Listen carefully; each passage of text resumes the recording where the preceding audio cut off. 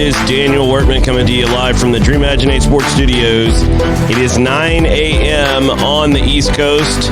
This is your 6 a.m. early morning wake-up call out west and all time zones in between and around the world. Thanks for tuning in. As we mentioned yesterday, for at least the next few weeks, we will be starting our show back at our original start time when we launched this show at 9 a.m. Eastern Standard Time, and we will go from there. Lot going on in the world, as we talked about and referenced yesterday. All of these cancellations to sports and other things playing a large role in the landscape of where we are in global soccer, domestic soccer, sports in general. And when we look at where we are,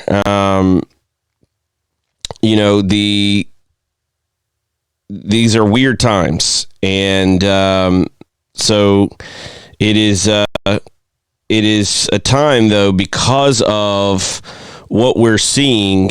It's a time for us to have a little bit of space to be able to really dig into some things that need to be dug into, and one of those areas, when it concerns domestic soccer, when we talk about American soccer, is the federation. The U.S. Soccer Federation is a nonprofit organization. It is the national governing body for soccer in America, and it is led by a 15-person board of directors. These are volunteer positions. But don't let the volunteerism fool you. There are plenty of people on the board who profit from being on the board in a variety of ways. Not all of them, but some of them. Don Garber's one. He's an easy one to figure out. His contract with the U.S. Soccer Federation through Soccer United Marketing pays him a lot of money every year. He's had 8-figure bonuses in the past due to his work with the Federation. But others have made money over the years through different schemes and different avenues. So, it's a little disingenuous when you hear that. But when we look at what's going on right now with the board, what we're seeing is a real lack of oversight, a real lack of management, and late last night there were some comments from the new president of the Federation, and what I don't understand is why are we continuing to do these things in the dark? I mean, it's been days, no public statement, no public media availability, and we release a statement from the new president about this women's national team case, and it comes out late at night. Why not in the middle of the day? Why not release these things in the light? Why not let people know? Why not send them directly to the Federation members? Why not keep everyone up to speed? I don't understand. And this goes to the article that we released on the blog yesterday, talking about the lack of transparency. It is a cultural problem, and within the board, it's been permeating throughout U.S. soccer as a federation for a while. But it begins with the board. The board is the oversight. The board is who is responsible for cultural management. Not necessarily day-to-day management, but they're responsible for cultural management, setting the tone, and that starts within the board. Late last night in the Washington Post, new U.S. soccer, this is Stephen Goff, new U.S. soccer president laments, quote, offensive assertions, in quote, in court filing that prompted U.S. women's national team backlash. The new president of the U.S. Soccer Federation said late Monday that the language used in a recent court filing was an error that resulted from a fundamental breakdown in our internal process that led to offensive assertions. Cindy Parlow-Cohn, who ascended from vice president last Thursday following Carlos Cordero's resignation, issued a written statement, which we are going to read here in just a moment, as the Federation submitted a final filing in a request for summary judgment in the U.S. women's national team's gender discrimination lawsuit. The new filing removes the language that caused an uproar and led to Cordero leaving his post after 2 years. The Federation had said a male player requires a, quote, higher level of skill than a female player, and the men have, quote, more responsibility than women. The backlash from the women's team and U.S. soccer sponsors was swift. So let's look at the statement from Cindy Parlow-Cohn late last night. And the subsequent statement from the spokeswoman for the U.S. women's national team, Molly Levinson, as well, to get an idea of, at least some thoughts from what is going on, even if it is not necessarily as transparent, forthright as we would like. This is the statement from Cindy Parlow-Cohn. Last week's legal filing was an error. It resulted from a fundamental breakdown in our internal process that led to offensive assertions made by the Federation that do not represent our core values. We are taking a number of steps to address the issue. First, today's brief. The final filing in a request for summary judgment excludes the offensive language it contained. That language neither represents my position nor the view of the Federation. Second, we are transitioning to Latham and Watkins law firm as our lead counsel moving forward. As you'll see from the brief, it is signed by the Latham law firm and represents the work they have done over the last week. Finally, we are going to do a comprehensive review of our internal process to better understand how this breakdown occurred and how it can be avoided in the future. I expect that review to be completed shortly. The last week has been difficult for everyone involved in our sport, especially with this occurring on top of the realities of COVID-19 that we are all enduring at this time. It is our obligation to move quickly to repair the damage that has been done. I am committed to addressing this issue in an honest, transparent, and forthright manner. The women's national team is the most successful soccer team in the world. As it relates to the lawsuit filed by the women, I offer the perspective of a former player. I know how it is for both the Federation and the players to move beyond this and keep working together on what unites us. We only have one federation and one senior women's national team. We have to work together and move forward in a positive manner toward what I know are mutual goals, growing the game and winning. We are still hopeful we can find a positive resolution for both sides. I look forward to working with the women's national team and all parts of our soccer community to continue to grow the sport and bring us all together. Before I dig into any last thoughts here on this statement, I'm going to also give you the comment from Molly Levinson, the spokeswoman for the U.S. women's national team. First, to everyone, please stay safe and healthy. Second, these latest filings demonstrate that U.S. soccer has jettisoned its primary legal arguments after losing sponsor and fan support for their blatant misogyny and is instead now trying to return to the argument which the court has already rejected as, quote, absurd, the claim that women players were paid more. As the court found, this argument is based on the fact that the women played more games and won virtually every game they played. They thus earned more compensation despite ongoing discrimination, which is not a defense to an equal pay claim. What equality requires is the same opportunity to earn as much as the men. This opportunity has been repeatedly denied. U.S. Soccer also returns to its false argument that the women players chose other benefits over equal pay in bargaining. The women players sought equal pay and U.S. Soccer refused. This is also not a defense to an equal pay violation. These are times for unity, not division. U.S. Soccer should stop trying to change the conversation and just change. Pay women players equally. Looking at where this is and these statements, it seems to be, at least at the moment, that we are nowhere near a settlement.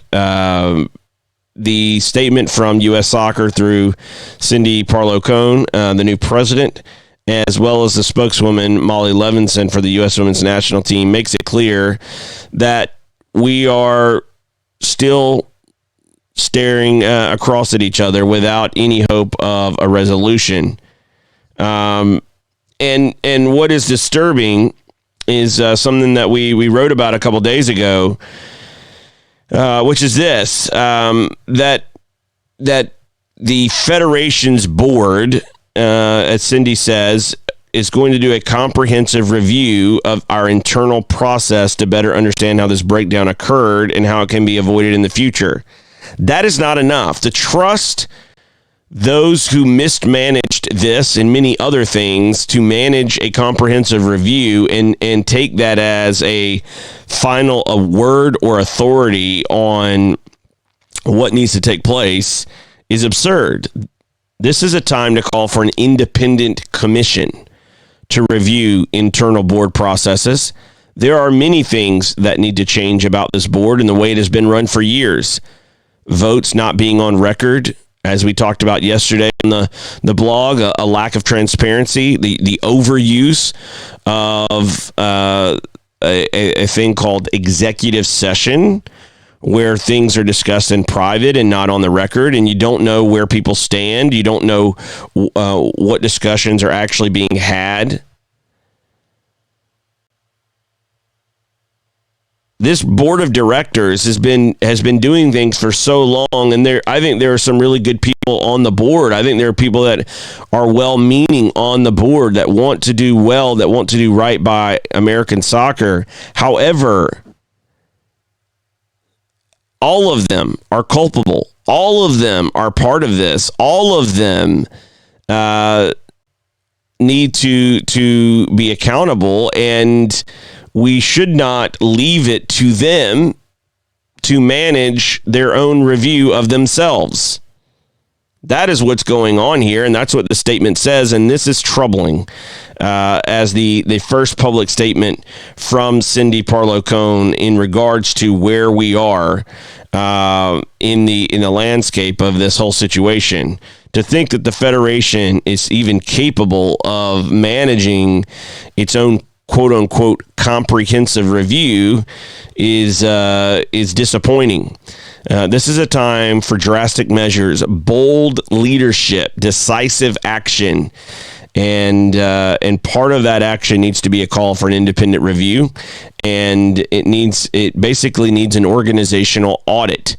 How the board is run, what the policies are, and I'm afraid the board, when that comprehensive review was completed, would not enjoy reading the review, because there are so many areas, conflicts of interest, financial policies, situations like this where board members are claiming they were not even aware of legal tactics being employed by the Federation. Your job is oversight, and yet you didn't provide any, and you're claiming after the fact that you shouldn't be blamed for that because you didn't see it beforehand. That is a problem. You should have seen it.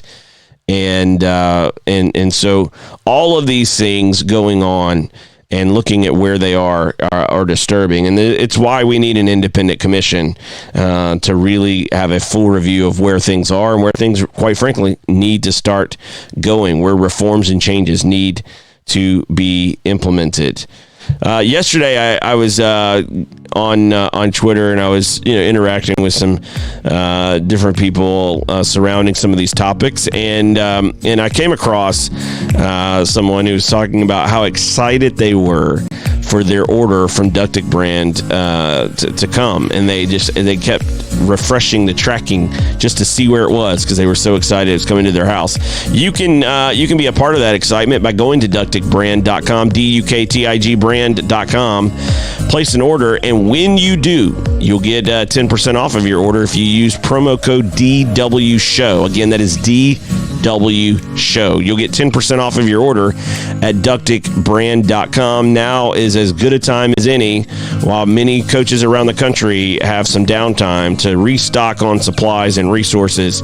Ducticbrand.com is the place you can do that to be a better coach and a better player. Check them out at ducticbrand.com today. We'll be right back after this.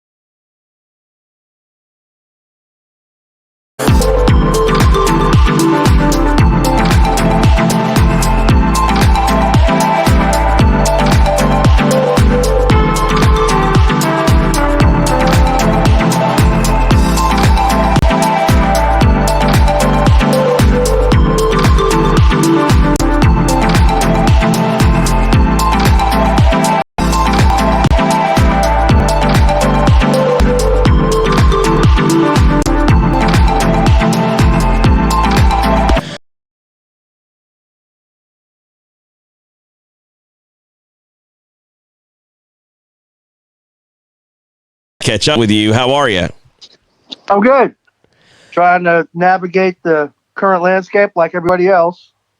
Speaking of the landscape of where we are and what's going on, in your decades of service to the game and obviously working in different areas, different roles, different positions within the game, have you ever seen anything like this? No, I haven't. The only thing that comes close was 9/11, because it did shock everyone, and it did shut down a lot of things. It did change the way our lives were run, and so that was kind of a changer in many ways. And I've never experienced anything like this. So in this process, when you started to see things start to kind of swirl about, okay, we're seeing some breakouts, or that the coronavirus has kind of hit the U.S. and then started to get more and more serious. Eventually, it reached a place a few days ago where your state association basically put West Virginia soccer on lockdown for the time being. The first thing I want to ask you is what kind of went to leading you into that decision? Because putting down those 2 weekends and moving them to May was not really that disruptive a decision for us at the state level, and that our board got behind that pretty quick, and we put out the basic information that was coming out from USYS and others about what to do and how to take care of yourself and that kind of stuff. And then the next day we had a conference call with USYS, and things had gotten a little bit more advanced, and So we basically, recommended the things that USYF said. No, limit your travel out of state, and limit, not don't travel by air. We don't have very many teams or people traveling by air. In the meantime, we had our referee staff going to Chicago last weekend for the annual referee administrators meeting. U.S. Soccer pulled the plug on that. So we had to then start, getting people on, people were already on their way, getting that down. We had people on the way to Kansas City for the Top Soccer National Symposium. That got pulled. The Jefferson Cup, which is a big tournament in this part of our country, they canceled their whole 4 weeks that they have in March. They canceled all of those, and so those kind of things fell in place. That was up till Wednesday. So in this process, did you ever receive any kind of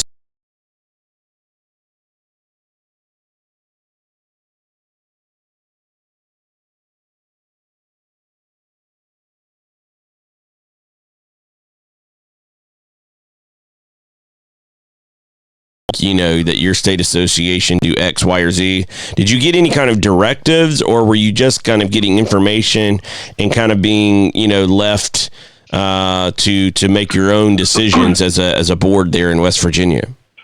We were getting recommendations. U.S. Soccer and USU Soccer both have the position that the state associations are all, 501c3 corporations, and they not sure they can tell us what to do in these kind of situations, but they would recommend and basically say, especially from USYS, if we could tell you to do this, if we felt we could tell you, we would tell you that. Something down through the end of March, and we review, coming up before the end of March, we would take a review to see what happens. And we put that together. We got that out to the membership, and the membership has understood. There were people that when we said we recommended that they, review, people said, why don't you just tell us not to? And again, I'm not sure, again, we've got members that are independent 501c3 corporations. How much can we tell them? But we told them, and they're doing it. So that's basically how that progressed from Tuesday or Monday. Everything was good, and then to Thursday, Friday, we shut down at least to the end of March, and then we're doing planning for May what we can do. So during this obviously the last few days have not really been sticks behind the scenes. What's going on and what's coming. But I imagine over the next few weeks, you may have a little time to get into some of the other things you're involved in with the Federation, and that concerns Safe Sport. What is your role in terms of overseeing any of those appeals or cases, or being involved in that? And what has the volume of cases been like as the Federation has made this a to say, you may know from talking to Chris Kessel that we had our AGM and workshop on the 7th of March, and kind of lucky timing, because if it had been in next weekend, we would have had to cancel it. And Greg Fike from U.S. Soccer Legal Department came in and gave a really, really good presentation to our membership on Safe Sport. And actually, we had several people. We had a referee seminar going on, and we had someone from Chicago that had come in for that. And people were going to spend the first couple hours on the Safe Sport and then go to the referees, and they all stayed in the Safe Sport because it was a really good presentation, letting people know what was going on and some of the new changes. So that's what we're doing on the state level. On the national level, I have been for 25 years a member of the U.S. Soccer Appeals Committee, and I guess I'm one of the senior members now, and we are tasked with doing reviews of people who have gotten a quote unquote red light from the background check system that the Federation puts through their like DA coaches, and national team folks, and then referees. Nobody was found guilty of anything, and so basically, I think that's that in a nutshell is why Congress and the U.S. Center for Safe Sport has put in this level that if it was anything but a not guilty verdict, we want someone to review it and see if there's anything there why maybe that person, even though they settled the case or was dismissed, was it dismissed because the person didn't show up? Was there still evidence? That kind of thing. And so if someone that is under that system with the Federation gets a red light on their background check, the Federation appoints a 3-person panel to review that case and then make a determination whether the panel feels that there's significant evidence that the person should not continue, or that it's based on the case that the person should be able to register. And the volume is basically Sunday through Thursday. They're doing 5 cases a day, and they're scheduled for an hour each one. They don't, a lot of times don't take that long. And on Friday, a lot of times there's 2 during the day. Saturday is pretty much dark. And Sunday night there's usually two or three Sunday nights.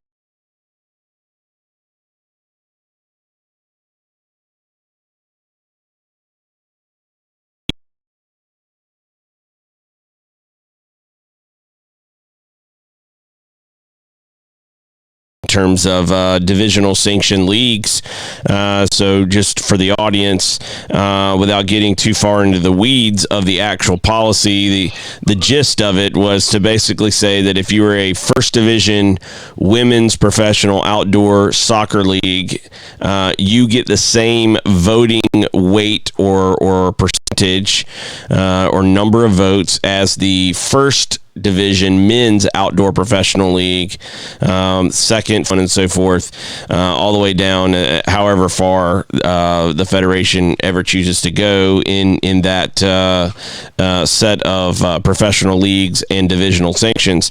That policy was ultimately, kind of kicked out from the board after I know you guys did some back and forth with the board and with Greg Fike over wording and terminology for months, trying to get this thing crafted to go up for a vote, and then ultimately it was ruled that it really needed to be more attacked from a bylaw perspective than a policy perspective. Here's how we do it, and that was a little different than we're trying to change something that the Federation, I guess, or doesn't really isn't wanting to change. So it was educational and it was frustrating. We did want it to try to policy, because the policy is just 50% plus 1 to pass. A bylaw is 2/3. Obviously, it's harder with the weighted vote of the Federation, and so we were just trying to see if we could get the playing field leveled. At the end of the day, it was apparent with the Rules Committee, twice telling us we needed to come back with a bylaw, with the Board of Directors twice agreeing with the Rules Committee, and that they were going to make, their recommendation would have been that it's not supported with the weighted vote. I didn't really see the need to get into a fight over it on the floor. So we withdrew the motion and said that we would bring it back, work on a bylaw with staff, and try to bring it back next year. A level playing field, and at the same time we're dealing with the legal case in particular. There's several legal cases, as we know, but the one that's getting most of the headlines over the last week and a half or so is the U.S. Women's National Team case, and that is dealing with the same bit of accusation here, the gender discrimination. To me, you're right. This is an area where the professional counsel could handle it. Over the long run, I still think the idea of a policy or a bylaw being written in as a check mark of accountability and transparency would still be best. But I agree with you that the professional counsel, and let's be clear, the professional counsel is Don Garber. He holds the majority of the votes. It's really up to him whether he chooses to adopt the policy.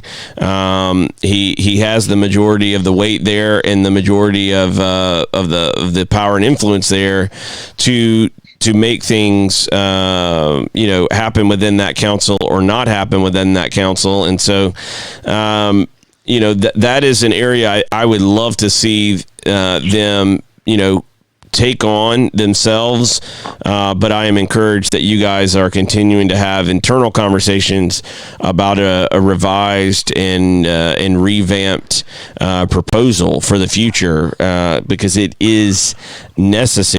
The virus. I mean, there's a lot of other things right now that has the attention of not just us, but obviously the Federation and the various members. Certainly, and knowing Chris, a friend of mine, and obviously a friend of yours, and someone we talk to quite frequently, we both know he's not going to let that go. And knowing you as well as I do, I don't think it's anything you're going to let go either. I think it's great that the West Virginia Soccer Association has really taken up the mantle on this equality issue within the professional council. It's, to me, it's necessary and really falls in line with a lot of the things that we're seeing right now that U.S. soccer has been struggling with, and there are some to me, clear fixes to these situations. They may not be fixes that certain parties want to adopt, but it nevertheless changes the fact that there are some very clear choices here to be made, and I think should be made. And kudos to your association for getting behind this and backing this and seeing this thing through. Speaking of the change of leadership that you mentioned, last week Carlos Cordero resigned in light of all of the pressure. We saw sponsors coming out, we saw media pressure, and or the sponsors of the Federation, as we've seen in the last week or so. No, you're right. There was the next thing is the issue that led up to Sunil stepping down, but that brought us Carlos to be president. This was unprecedented, and I think that Carlos did what he had to do. There was no way that he could remain in his position. I'm hopeful that under new leadership there can be some way forward.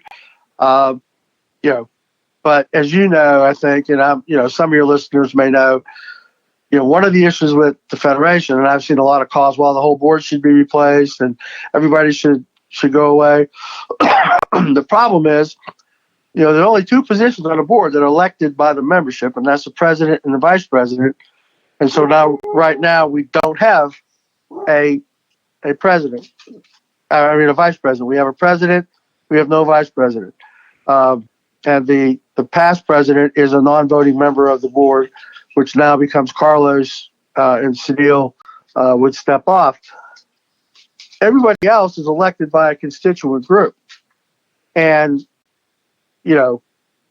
if you replace person A,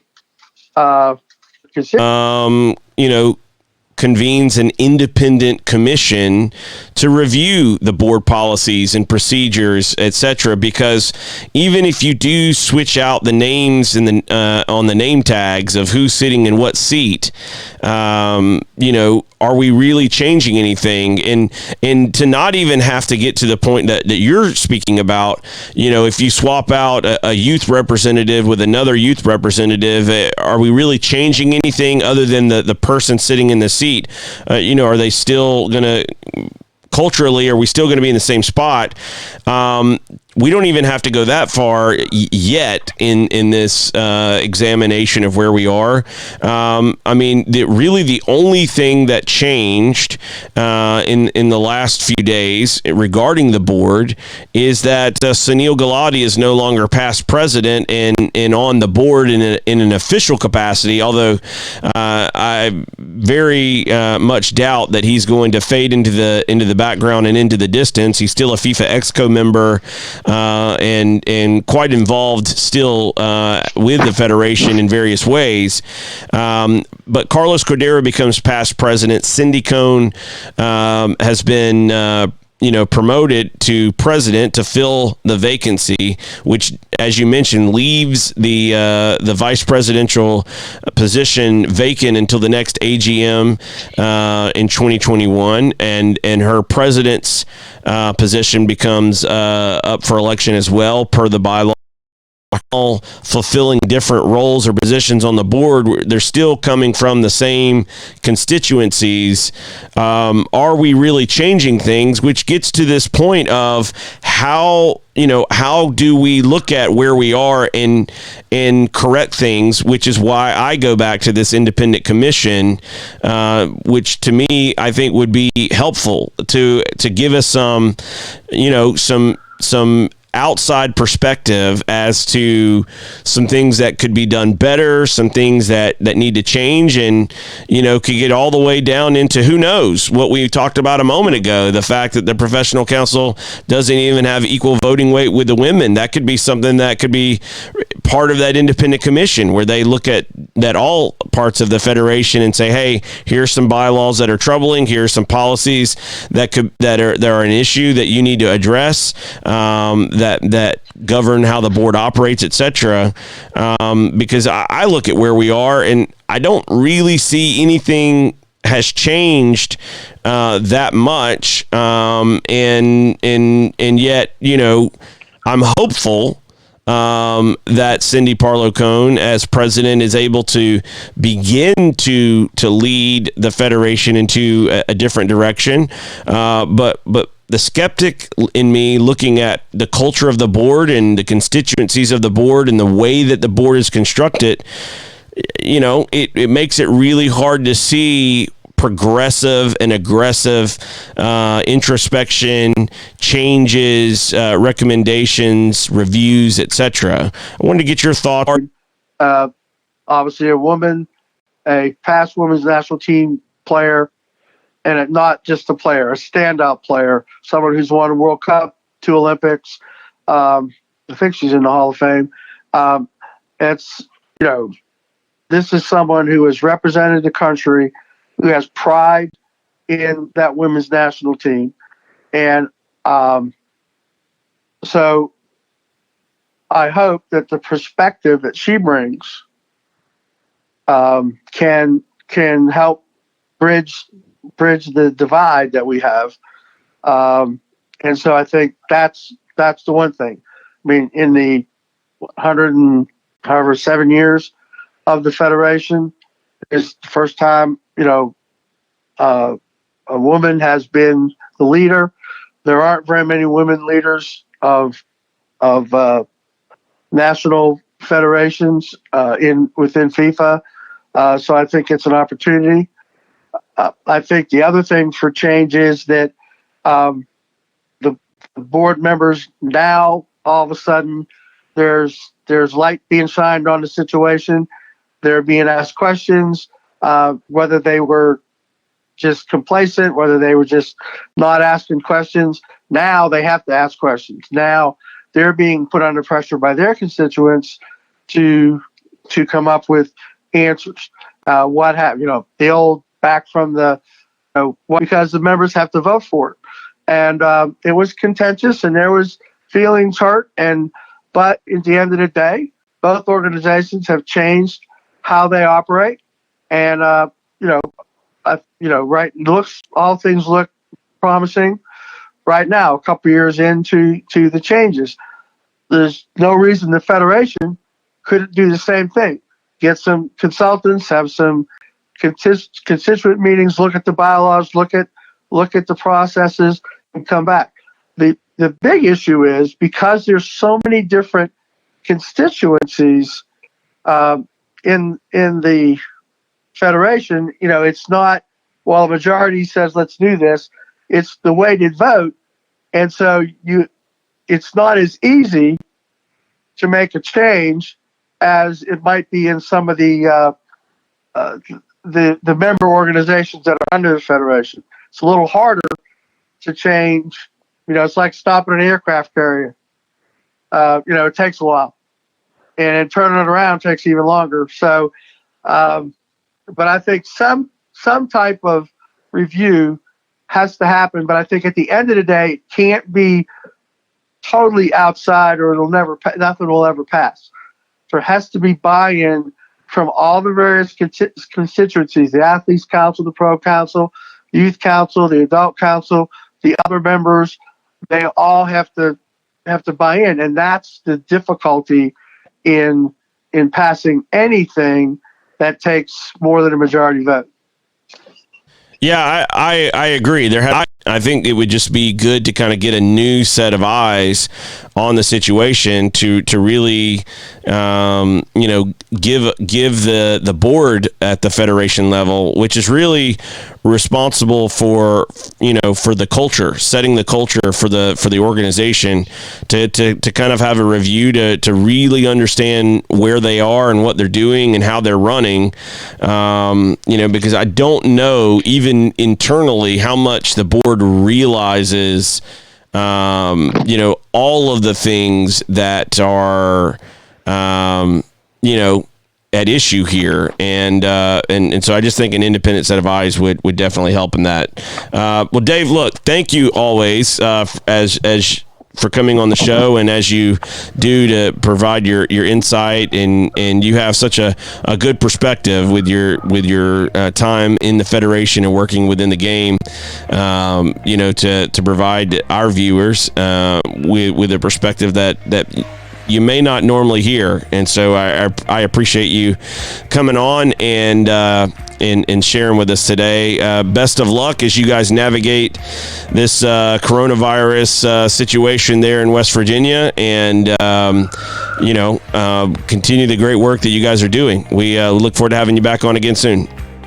Well, I appreciate that, and West Virginia is the least cases in the country, and with our elderly population and our not real healthy population, we're sure that there's cases out there. Just the testing has not brought them forward. Guy. Speaking of good things and good organizations, Charity Water is a great organization that provides clean drinking water to people all over the world, and you can be a part of that story at charitywater.org. We'll be right back after this.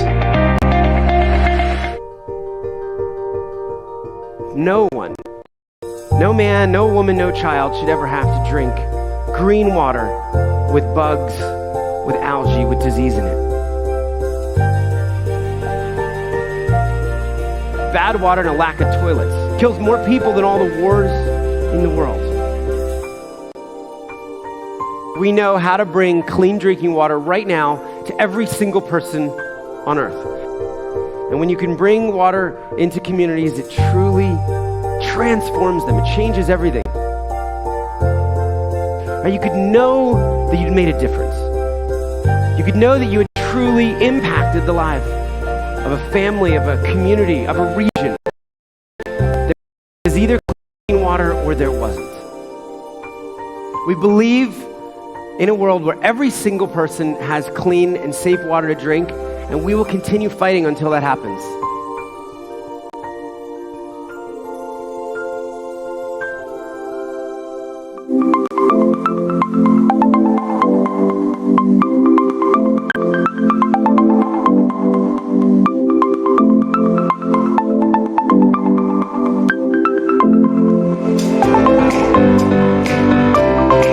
Welcome back to the show. As we wrap up today, I just wanted to you're bringing back SoccerWorks. Now, this Thursday will be a TV special. SoccerWorks will be a TV special. It will be broadcast through a variety of social media platforms, online platforms for you to be able to watch it live and interact. We are working on some interactive, opportunities for the audience to chime in as well. We are putting together a panel of guests as well through who are parts of the American soccer landscape in different areas and different levels. And we'll have more announcements on that over the next few days, leading up to Thursday night at 9 p.m. Eastern Standard Time. But this SoccerWorks special is a production that we are putting together with BegaTV.com. And so we are looking forward to that. We are probably not going to do the full studio setup that we were originally aiming for. We will probably wait until the coronavirus situation is under control, and don't want to get too many people or as few people as possible in a questionable situation. So we will do things in a little bit different manner than we would normally like to do with our SoccerWorks TV specials. This one will be a lot more low key and remote for everyone, but we do legal briefs and all of the things surrounding the U.S. Women's National Team legal strategy and tactics. This from the Associate Director of the Yale School of Management, Jen McFadden. Also, they have a responsibility to know. If they didn't, that's even more cause for them to be removed. That is very strong language from someone who would know that from the Yale School of Management, Associate Director of the Yale School of Management, and we'll probably have some more thoughts on that throughout the day. That'll probably be released on the blog. So stay tuned to that as well. You can read that at danielworkman.com. Thanks for watching the show. As always, you can watch on BegaTV.com. You can watch on Twitter, on Facebook.com/WRKMN. On a variety of other platforms. You can catch me on Twitter or Instagram at Daniel Workman. DMs are open. Thanks for watching. We'll see everyone again tomorrow.